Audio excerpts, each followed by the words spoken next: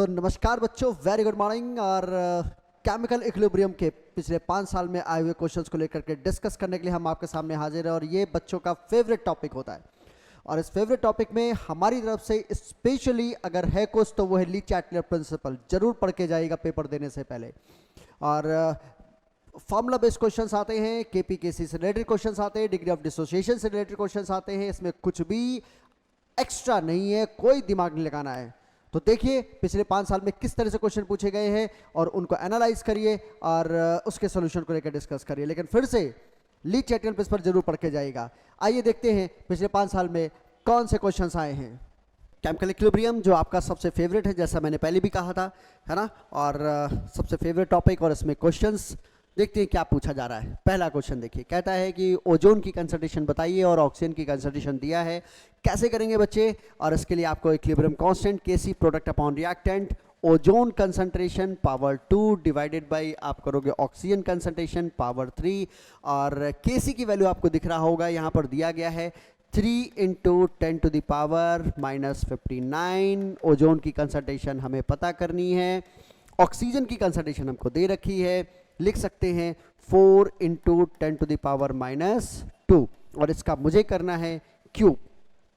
तो ozone concentration is equal to square is equal to 4 × 4 × 4 64 × 3 × 10⁻⁻65 ये लिखा जा सकता है। अब मुझे इसका स्क्वायर रूट लेना है बच्चों। स्क्वायर रूट लेना है तो एक काम कर लीजिए, 64 × 3 यहाँ पर एक काम कर लेते हैं, यहाँ पर हम कर लेते हैं 10⁻⁻66 और यहाँ पर कर लेते हैं इंटू 10 इंटू 10। तो ये क्या हो गया 64 × 30 × 10⁻⁻66। अब ले लीजिए स्क्वायर रूट, थोड़ा सा आसान दिख रहा होगा।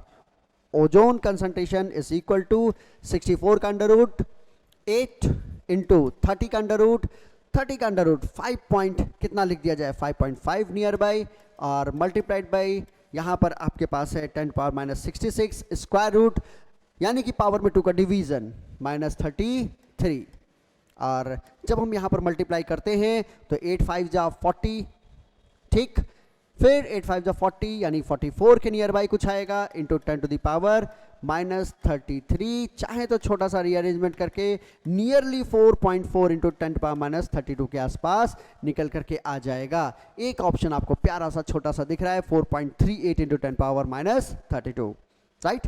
Straight forward question. आगे चलिए फिर से देखिए, कहता है डेल्टा जी नॉट निकालना है और दिया क्या है आपको इक्विलिब्रियम पर कंसंट्रेशंस दी हैं। क्या आपको इक्विलिब्रियम कांस्टेंट निकालना आता है? अगर आता है तो यहाँ पर क्वेश्चन आपके लिए बहुत आसान है।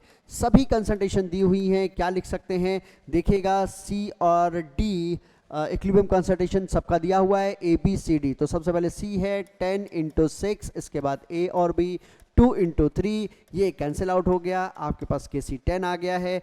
कितना साधारण सा क्वेश्चन बन चुका है। Del G is equal to del G nought, formula आपको याद है 2.303 RT × log of reaction quotient. Equilibrium पर डेल्टा जी की वैल्यू आपको पता है 0 होती है, तो del G nought is equal to -2.303 RT × log of equilibrium पर रिएक्शन क्वोशिएंट केसी के बराबर हो जाता है। अब 10 log 10 की वैल्यू 1, तो यहां पर क्या आया -2.303 RT log 10 की वैल्यू 1 है, R की वैल्यू 2 दे रखी है और टेम्परेचर आपके पास 300 आपको दे रखा है। तो बचा क्या 300 इंटू R की वैल्यू 2 यानी कि -2.303 इंटू आप कर सकते हैं 600 यूनिट आएगा कैलोरी में। है स्ट्रेट फॉरवर्ड, कुछ खास करने की जरूरत नहीं है। यहां पर आप देखेंगे तो मल्टीप्लाई करेंगे 6 3 जा, यहां पर 6 3 जा 18, 6 2 जा 12 और +1 13। तो 138 के अराउंड आपके पास में कोई आंसर कैलोरी में दिख रहा है? Yes, absolutely right. So right answer is second. तो आपने देखा कितना सिंपल फॉर्मूला बेस हमारे सामने क्वेश्चन आते हैं। 2 क्वेश्चन थे पिछले 5 साल में और उम्मीद करते हैं कि आपने इसका कंसेप्ट समझा होगा और इसी तरह से फिर से प्रैक्टिस स्टार्ट करेंगे। So thank you so much.